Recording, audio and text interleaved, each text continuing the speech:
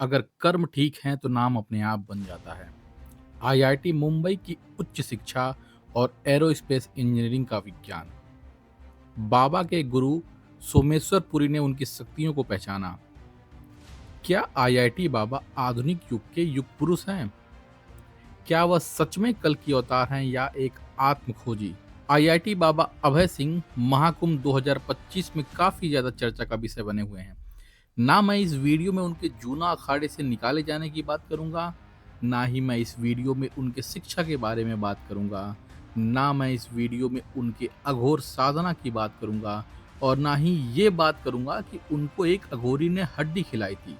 मैं चाहता हूं कि हमारे चैनल के माध्यम से आपको बिल्कुल एक अलग तरीके का नजरिया देखने को मिले और आप कुछ नया सीखें। जो भी इस वीडियो में कुछ मसाला ढूंढने आए हैं वो अभी चले जाएं, क्योंकि जिन दो बिंदुओं पर मैं बात करूंगा वो अभी तक कहीं किसी भी वीडियो या फिर आर्टिकल में आपको देखने को नहीं मिलेगा। इसीलिए आप लोगों से निवेदन है कि इस वीडियो को पूरा देखकर ही कोई विचार अपने अंदर लेकर आइए और फिर कमेंट में सकारात्मक या फिर नकारात्मक लिखिएगा। जय परशुराम, जय हो विजय हो ब्राह्मण समाज की। नमस्कार साथियों, आपका स्वागत है आपका अपने चैनल ब्रह्म टीवी पर। यह चैनल ब्राह्मण समाज के गौरवशाली इतिहास, वर्तमान स्थिति और उनके भविष्य को लेकर चर्चा करने के लिए बनाया गया है। आईआईटी बाबा के जीवन को देखते हुए पहला प्रश्न हमारे जहन में आता है कि क्या वह आधुनिक युग के युग पुरुष कहलाने के योग्य हैं या यह केवल एक बहस का मुद्दा है। चलिए इस प्रश्न का उत्तर हम विस्तार से देंगे। आईआईटी बाबा उर्फ अभय सिंह ग्रेवाल का जीवन आज की पीढ़ी के लिए एक गहन चिंतन का विषय है। एक और उनके पास मुंबई आईआईटी की उच्च शिक्षा और एरोस्पेस इंजीनियरिंग का विज्ञान है, तो दूसरी ओर आध्यात्म और अघोर साधना का बेहतरीन अनुभव। आईआईटी बाबा की कहानी केवल एक साधारण साधु की कहानी नहीं है, यह एक ऐसे व्यक्ति की गाथा है जिसने विज्ञान और तकनीक के शिखर पर पहुंचने के बाद भी आत्मा की गहराइयों को समझने की कोशिश की है। बाबा का मानना है कि भौतिक विज्ञान और अध्यात्म का संयोजन मनुष्य को पूर्णता की ओर ले जा सकता है। उन्होंने अपनी नौकरी और लाखों के पैकेज को त्याग कर यह साबित किया है कि सच्चा सुख केवल भौतिक उपलब्धियों में नहीं है। उनकी साधना ने यह सवाल उठाया है कि क्या आधुनिक मनुष्य जिसने तकनीक में अपार प्रगति की है, आध्यात्मिक विकास की ओर ध्यान देना भूल गया है। बाबा के अनुसार उनका उद्देश्य केवल मुक्ति प्राप्त करना नहीं है, बल्कि दूसरों को भी इस राह पर प्रेरित करना है। युग पुरुष वह होता है जो अपने युग की समस्याओं का समाधान खोजे और समाज को एक नई दिशा दे। बाबा के विचार जैसे आधुनिक शिक्षा में अध्यात्म का समावेश, मानसिक स्वास्थ्य पर जोर और भौतिकता से परे जीवन का अर्थ खोजना आज के दौर में बेहद प्रासंगिक है।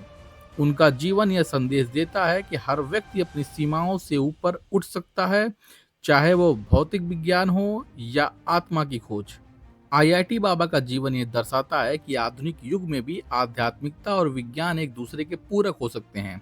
वह नई पीढ़ी के लिए एक प्रेरणा है जो यह दिखाते हैं कि आप सफलता के किसी भी शिखर पर पहुंचकर अपने भीतर की शांति को तलाश सकते हैं। आईआईटी बाबा को युग पुरुष मानना या न मानना यह हर व्यक्ति के दृष्टिकोण पर निर्भर करता है, लेकिन इतना तय है कि उनका जीवन और विचार आज की पीढ़ी को एक नई दिशा दिखाते हैं। उन्होंने दिखाया है कि आधुनिकता और अध्यात्म में कोई टकराव नहीं, बल्कि एक गहरा संबंध है।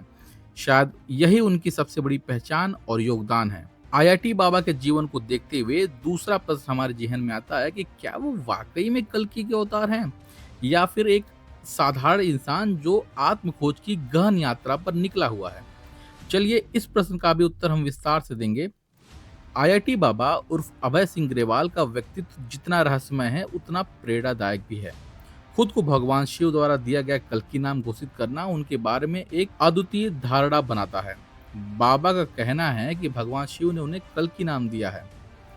हिंदू पौराणिक कथाओं में कल्कि भगवान विष्णु का अंतिम अवतार है जो अधर्म का अंत और धर्म की स्थापना करेंगे। बाबा का यह दावा न केवल उनकी आध्यात्मिक स्थिति को रहस्यमय बनाता है, बल्कि उनके अनुयायियों के बीच उनके दिव्यता का प्रतीक भी बनता है। उनका यह कहना कि अगर कर्म ठीक हैं तो नाम अपने आप बन जाता है, यह दर्शाता है कि वह नाम से अधिक कर्म और आचरण को महत्व देते हैं। वह मानते हैं कि दिव्यता इंसान के अंदर के कर्मों और आत्मा की शुद्धता से उत्पन्न होती है। अगर उनके जीवन को करीब से देखा जाए तो यह स्पष्ट होता है कि बाबा ने एक लंबी आत्म खोज की यात्रा की है। एक एरोस्पेस इंजीनियर के रूप में उनकी यात्रा उन्हें विज्ञान के शिखर तक ले गई, लेकिन लाखों के पैकेज को छोड़कर उन्होंने यह महसूस किया कि असली संतोष भौतिकता में नहीं है। मानसिक स्वास्थ्य की समस्याओं और अस्तित्व के सवालों ने उन्हें साधना की ओर प्रेरित किया। शमशान में साधना, अघोर परंपराओं को अपनाना और नागा साधुओं के साथ रहकर वह आत्मा की गहराई को समझने का प्रयास कर रहे थे। बाबा के गुरु सोमेश्वर पुरी ने उनकी शक्तियों को पहचाना और उन्हें अघोरी साधुओं और नागा संतों के साथ साधना करने का अवसर दिया। यह अनुभव उनके जीवन का निर्णायक मोड़ साबित हुआ। बाबा के अनुयायी और उनके दावे उनके दिव्य व्यक्तित्व की ओर इशारा करते हैं। अगर इसे एक आध्यात्मिक प्रतीक के रूप में देखा जाए तो कल्कि का नाम उनकी उस भूमिका का प्रतीक हो सकता है जिसमें वह समाज में धर्म, सत्य और जागरूकता की स्थापना करना चाहते हैं। उनके अनुभवों और जीवन शैली को देखकर यह कहना उचित होगा कि बाबा एक आत्मखोजी हैं। उन्होंने भौतिकता को छोड़कर अपने जीवन के गहरे अर्थ को खोजने के लिए सब कुछ त्याग दिया। उनका ध्यान केवल व्यक्तिगत मुक्ति तक सीमित नहीं है, बल्कि वह अपने अनुभवों से दूसरों को भी प्रेरित करना चाहते हैं।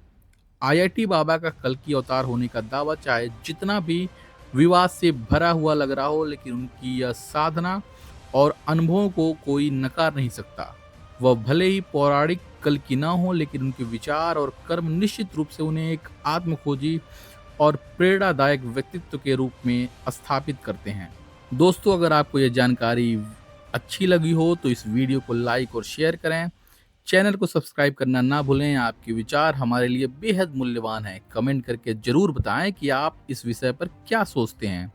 जय परशुराम, जय हो, विजय हो ब्राह्मण समाज की।